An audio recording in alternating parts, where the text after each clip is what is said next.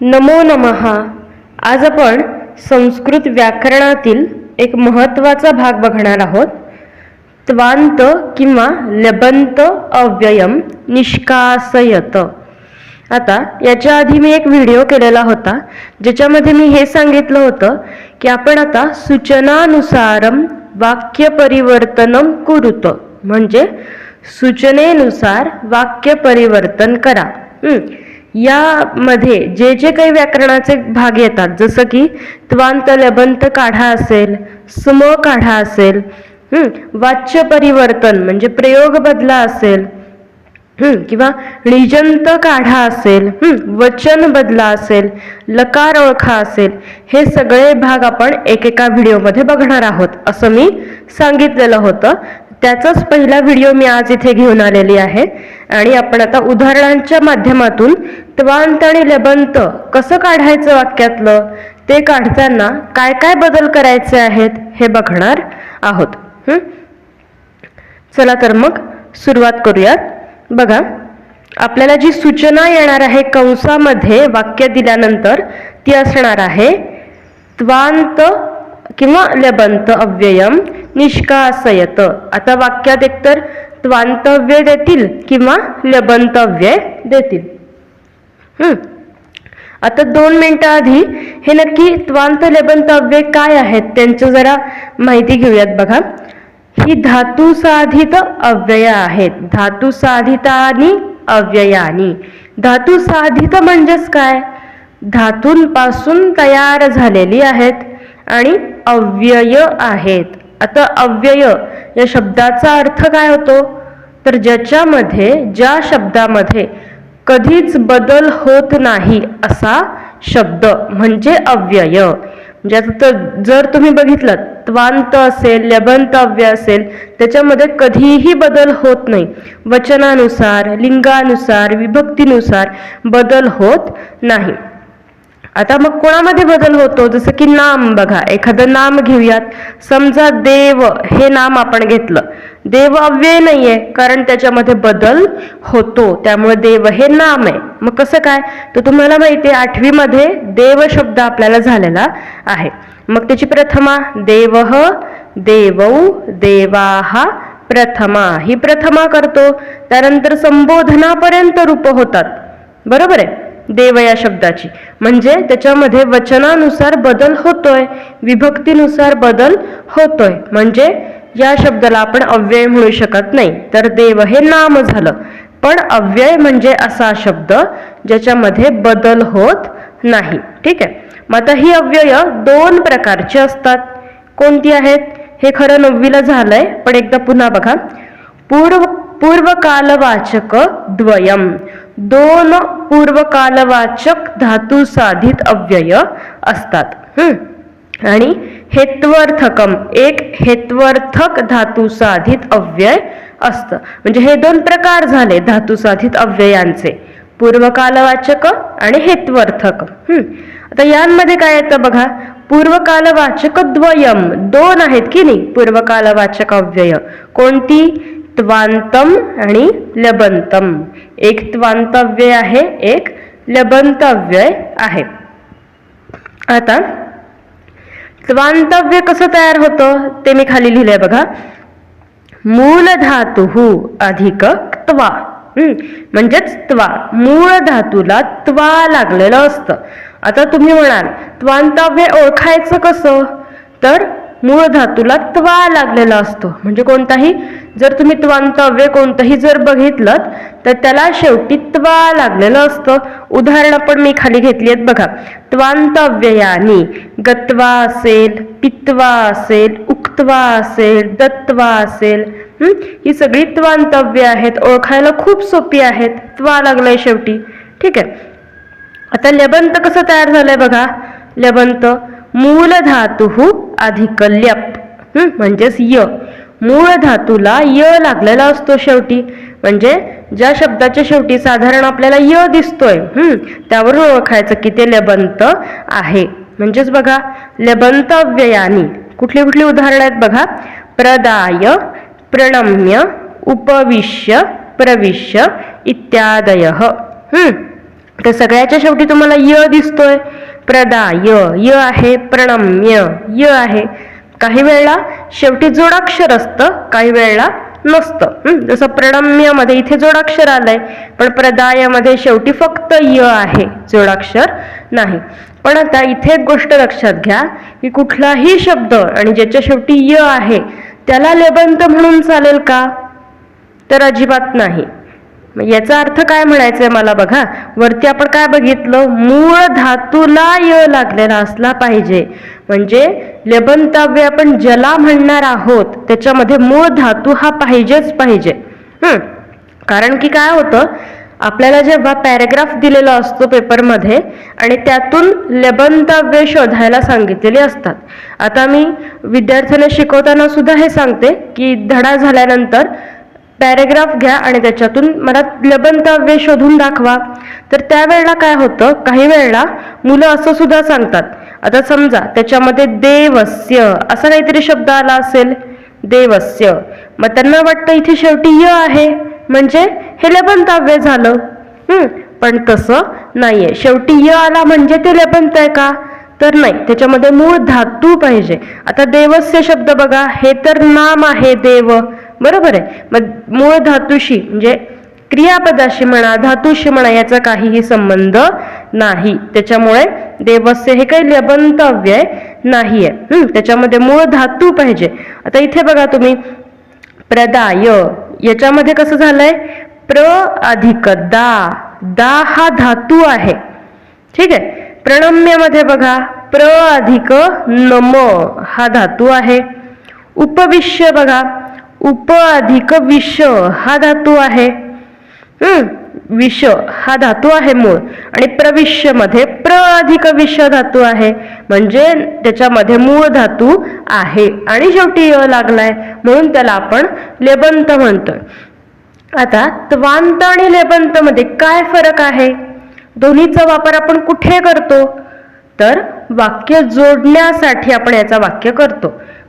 समजा आपण दोन सेपरेट वाक्य करत असू आणि तेच वाक्य एक आपल्याला करायचं आहे, दोन वाक्यांचं एकच वाक्य करायचं आहे, ते करताना आपण लेबंत वापरू शकतो. म्हणजे दोन क्रियापदांची गरज नाही. म्हणजे समजा राम सकाळी उठतो आणि शाळेत जातो. आता उठतो आणि जातो ही दोन क्रियापदं झाली. त्यापेक्षा आपण असं लिहू शकतो, राम सकाळी उठून शाळेत जातो, असं आपण म्हणू शकतो. मग उठून आपण जे मराठीत म्हणणार आहे तेव्हा आपण तिथे त्वांत वापरणार आहे. आता मग दोन वाक्य कशी जोडायची त्वांतनं ते तर आपण उदाहरणांमध्ये बघणार आहोत, तेव्हा तुम्हाला समजेल. आता त्वांत आणि लेबंत मध्ये एकच महत्वाचा फरक आहे, तो म्हणजे तुम्ही जर बघितलं असेल, आता मी हे जे धातू लिहिलेले आहेत इथे प्रत्येकाला उपसर्ग लागलेला तुम्हाला दिसत असेल. धातूला काय लागलाय?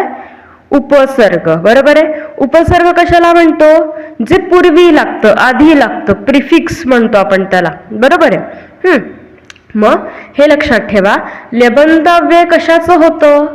तर जर धातूला उपसर्ग लागलेला असेल, म्हणजे उपसर्ग सहित धातू असेल तर त्याचं लेबंत बनतं, आणि जर धातूला उपसर्ग नसेल तर त्याचं त्वांत होतं. आता त्वांत मध्ये बघा, सिंपल गत्वा आहे, त्यातला धातू गमगच्छ, गमगच्छ हाच मूळ धातू आहे, याला आधी काहीही लागलेलं नाही.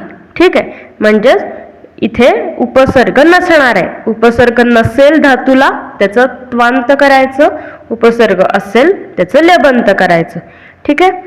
त्वांत लेबंत विषयी झालं. आता हेत्वर्थक एक अव्यय आहे तुमंतम. कसं तयार होतं बघा, मूल धातू अधिक तुमुन म्हणजेच तुम.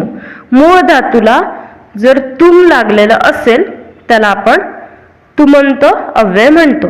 म्हणजेच बघा उदाहरण आहे तिथे, दातुम, गातुम, पठितुम, पातुम इत्यादय. शेवटी सगळ्याच्या तुम लागलेलं दिसतंय बघा आपल्याला, याला म्हणायचं तुमंत अव्यय. आता फक्त आपल्याला त्वांत आणि लेबंत अव्ययच लागणार आहेत. आता तुम्हाला प्रश्न कसा येतो बघा, प्रश्न येणार सूचनानुसारम वाक्य परिवर्तनम कुरुत. सूचनेनुसार वाक्य परिवर्तन करा. परिवर्तन करा म्हणजेच वाक्य बदला. ठीक आहे, वाक्य दिलेलं असणार आहे आणि त्याच्या कंसामध्ये साधारण या सूचना दिलेल्या असतील. कोणत्या बघा, त्वांतव्ययम निष्कासयत, त्वंतव्य काढा अशी सूचना असेल, किंवा लेबंतव्ययम निष्कासयत, लेबंत काढाव्यय असं म्हटलं असेल, किंवा पूर्वकालवाचक धातू साधित अव्ययम निष्कासयत, पूर्वकालवाचक धातू साधित अव्यय काढा असं सुद्धा म्हटलेलं असेल. मग आपल्याला हे माहिती पाहिजे पूर्वकालवाचक धातू साधित दोनच अव्यय आहेत, त्वांत किंवा लेबंत. दोन्हीपैकी एकच कुठलं तरी त्या वाक्यात आलेलं असणार आहे आणि तेच काढायचं आहे. निष्कासयत म्हणजे काढणे. ठीक आहे, आता उदाहरण बघूया म्हणजे तुम्हाला समजेल. बघा, आता पहिलं उदाहरण घेतलंय मी. रामः शालां गत्वा वर्गम प्रविशती. राम काय करतो? शाळेत जाऊन वर्गात प्रवेश करतो. कंसात लिहिलंय त्वांत अव्ययम निष्कासयत. त्वांत काढायचे, त्यासाठी हे कळलं पाहिजे की वाक्यामध्ये त्वांत अव्यय कोणतं आहे. बघा, येते का लक्षात? त्वा ज्याला जोडलेला आहे ते त्वांत. बरोबर आहे, गत्वा हे काय आहे? त्वांत अव्यय आहे. तेच काढायचंय. मग काढताना काय करायचं हे बघा, मी ते स्टेप बाय स्टेप खाली लिहिलंय. हे जे आहे लिहिलेलं मी, हे फक्त तुम्हाला समजण्यासाठी आहे. परीक्षेत हे लिहायचं नाही, डायरेक्ट उत्तर लिहायचं आहे. ठीक आहे, बघा आपण ओळखलं गत्वा हे त्वांत अव्यय आहे. कुठल्या धातूचं? गम गच्छ या मूळ धातूचं हे त्वांत आहे, हे कळलं. नेक्स्ट बघा, आता वाक्यामध्ये क्रियापद काय आहे ते ओळखायचं. कोणतं आहे क्रियापद वाक्यात? बघा, प्रविशती हे क्रियापद आहे, बरोबर का? मग ते लिहिलंय मी प्रविशती. त्याचा मूळ धातू लिहिलाय प्र अधिक विष हा धातू मूळ धातू आहे. मग याचं रूप आपल्याला ओळखायचंय. रूप ओळखायचंय म्हणजेच कोणता लकार आहे, कोणता पुरुष आहे आणि कोणतं वचन आहे हे ओळखायचंय. मग बघा मी काय लिहिलंय, लट लकार प्रथम पुरुष एकवचन. हे शॉर्ट फॉर्म मध्ये लिहिलंय मी. बघा, लट लकार प्रथम पुरुष एकवचन. बरोबर आहे की नाही? ती प्रत्यय लागलाय लट लकाराचा प्रथम पुरुष एकवचनाचा. मग आता काय करायचंय आपल्याला? प्रविशती. आता त्वांत तर काढून टाकायचंय, म्हणजे आपण गत्वा तर लिहिणारच नाही आहोत. ठीक आहे, बरोबर आहे. पण गत्वामध्ये जो मूळ धातू आहे गम गच्छ, त्याचं रूप प्रविशती प्रमाणे करायचं आहे. येते का लक्षात मी काय म्हणाले? गत्वा तर लिहिणार नाहीच आहोत आणि गत्वामधला मूळ धातू गम गच्छ त्याचं प्रविशती प्रमाणे रूप करायचं आणि वाक्य जोडण्यासाठी च आपल्याला लिहायचा आहे. संस्कृत मध्ये च म्हणजे काय? तर च म्हणजे आणि, अँड. इंग्लिश मध्ये अँड म्हणतो की नाही आपण, आणि वाक्य जोडण्यासाठी वापरतो. मग बघा, गमगच्छ धातू आहे, त्याचं लट लकार प्रथम पुरुष एकवचन काय होईल? गच्छती. बरोबर आहे का? मग गत्वाच्या जागी काय घालायचं आता? गच्छती घालूयात. मग बघा, रामः शालां गच्छति वर्गम प्रविशति च. काढलं का त्वांत? काढलंय. आणि व्यवस्थित वाक्य झालंय. काय बदल केला? गच्छती एक वेगळा दिसतंय आणि च वाक्य जोडण्यासाठी घातलंय. ठीक आहे, आता बघा, हे जर तुम्ही वाक्य बघितलं तर मला एक कमेंट सुद्धा आली होती की त्वांत आणि लेबंतचा वापर कुठे होतो? तर बघा, रामः शालां गच्छति, राम शाळेत जातो, वर्गम प्रविशति च, आणि वर्गात प्रवेश करतो असं वाक्य आहे. आता कर्ता एकच आहे, राम हाच कर्ता आहे, पण तो दोन क्रिया करतोय. कोणत्या दोन क्रिया? शाळेत जाण्याची आणि वर्गात प्रवेश करण्याची. बरोबर आहे, म्हणजे ही दोन क्रियापद झाली, गच्छती आणि प्रविशती. जेव्हा आपण त्वांत करतो तेव्हा आपण एकच क्रियापद वापरून ते वाक्य अजून व्यवस्थित जोडून करू शकतो, म्हणजे वाक्य दोन वाक्य एक करण्यासाठी याचा साधारण वापर केला जातो. म्हणून बघा गत्वा वापरून कसं झालंय, रामः शालाम गत्वा वर्गम प्रविशती. राम शाळेत जाऊन वर्गात प्रवेश करतो. अजून सिंपल झालं वाक्य. ठीक आहे, मला वाटते कळलं असेल तुम्हाला कसं केलंय. अजून भरपूर उदाहरणं आहेत. दुसरं बघा, मृगः प्रत्यहम तत्र गत्वा सस्यम अखादत. आता तुम्हाला जर माहिती असेल 10वीचा दुसरा जो धडा आहे व्यसने मित्र परीक्षा, त्या धड्यातलं हे वाक्य मी घेतलेलं आहे. बऱ्यापैकी 9वी 10वीच्या पुस्तकातली मुद्दाम ही वाक्य घेतलेली आहेत. अर्थ काय, हरिण दररोज तिथे जाऊन त्याने ते धान्य खाल्ले. ठीक आहे, असं याचा अर्थ आहे. वाक्यातलं त्वांत शोधा. गत्वा आहे त्वांत पुन्हा, बरोबर आहे, तेच लिहिलंय मी. गत्वा गमगच्छ धातूचं त्वांतव्यय आहे. आता काय बघायचंय, वाक्यातलं क्रियापद बघा. कुठलंय क्रियापद, अखादत, बरोबर आहे. अखादतचं रूप ओळखायचंय आपल्याला. बघा, अखादत मूळ धातू कोणता, खाद हा मूळ धातू आहे. लकार बघा बरं कोणता आहे, ओळखता येतोय का, लकार. अ लागलेला आहे पूर्वी, म्हणजेच लंग लकार असणार आहे. अ लागलाय आणि हलंत त हा प्रत्यय लागलेला आहे. लंग लकार प्रथम पुरुष एक वचन आहे, त्यासाठी लकारांचे प्रत्यय पाठ असायला हवेत. ठीक आहे, आता काय करायचंय आपल्याला, या अखादत प्रमाणे गमगच्छ धातूचं रूप करावं लागेल आणि वाक्य जोडण्यासाठी च लिहायचंय. गत्वा लिहायचंय का आता, नाही. मग चला करूयात. गमगच्छ मूळ धातू लंग लकार प्रथम पुरुष एकवचन, काय होईल रूप, बघा अगच्छत, बरोबर आहे, अगच्छत. म्हणून उत्तर होणार मृगः प्रत्यहम तत्र अगच्छत सस्यम अखादत च. ठीक आहे बरोबर. चला अजून पुढे जाऊयात. मला वाटते तुम्हाला समजत असेल. मी त्वांत काढासाठी 4 उदाहरणं घेतलेली आहेत. अजूनही समजलं नसेल तर पुढच्या उदाहरणांमध्ये तुम्हाला समजेल. बघा, राधिका पुस्तिकायाम लिखित्वा प्रश्नम पृच्छती. राधिका, पुस्तिका म्हणजे काय, वही, वहीत लिहून प्रश्न विचारते. 2 कामं करते ती. एक म्हणजे वहीत लिहिण्याचं काम करते आणि प्रश्न विचारण्याचं काम करते, बरोबर आहे. ओळखा, त्वांतव्य कोणतं आहे, लिखित्वा त्वांत आहे, ते तर काढून टाकायचंय. मूळ धातू कुठला, लिखित्वा मधला लिख हा मूळ धातू आहे, त्वांतव्य आहे. आता वाक्यातलं क्रियापद शोधा. पृच्छती हे क्रियापद आहे, बरोबर. पृच्छती प्रच्छ पृच्छ मूळ धातू आहे. लकार कुठला आहे, लट लकार प्रथम पुरुष एकवचन आहे, बरोबर. आता काय करायचंय, लिखित्वा मधल्या लिख धातूचं लट लकार प्रथम पुरुष एकवचनच करायचंय आपल्याला. काय होईल मग, लिखती, बरोबर आहे की नाही, लिखती. बघा, राधिका पुस्तिकायाम लिखती प्रश्नम पृच्छती च.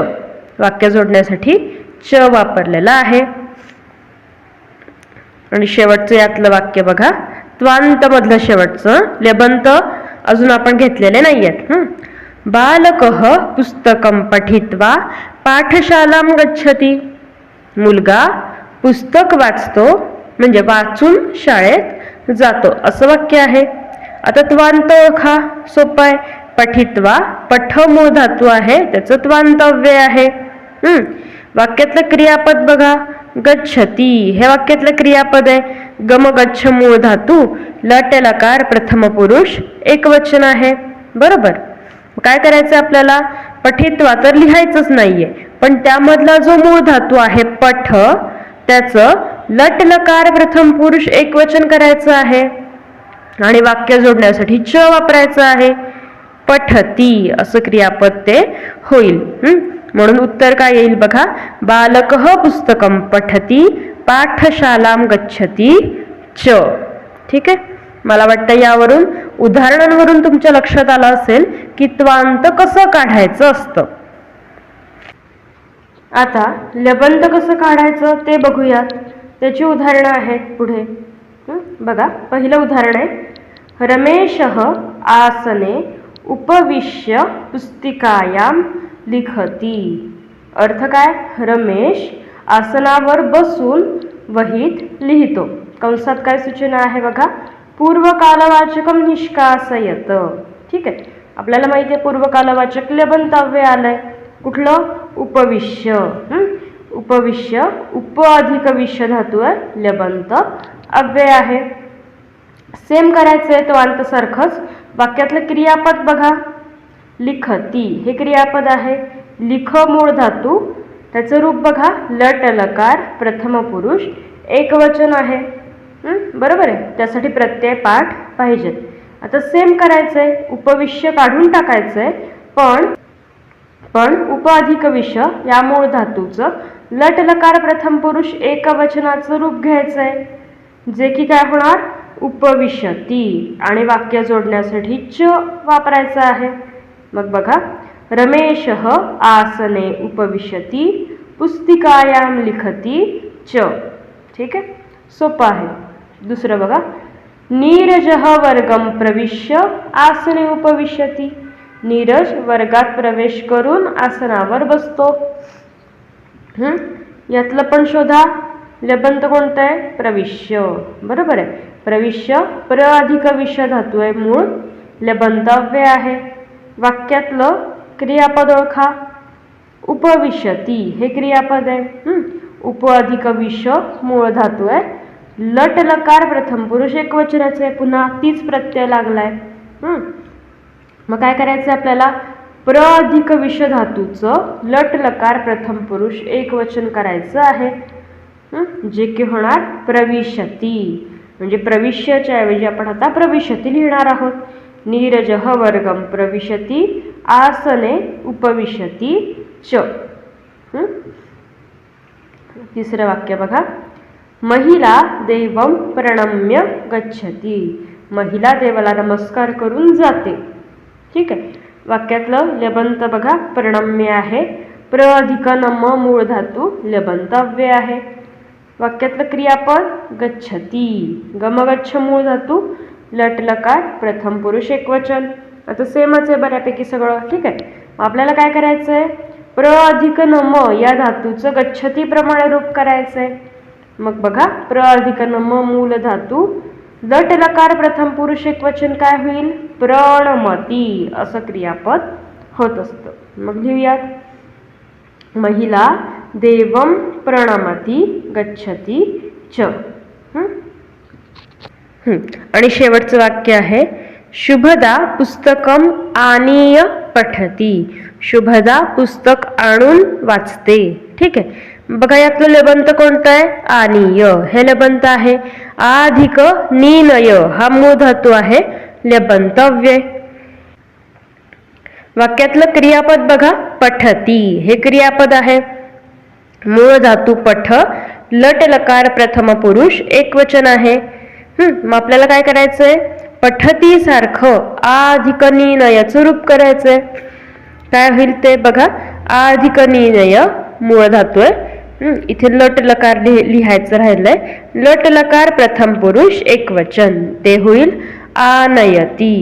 म्हटल्यावर पूर्ण वाक्य होईल, शुभदा पुस्तकम आनयती पठती च.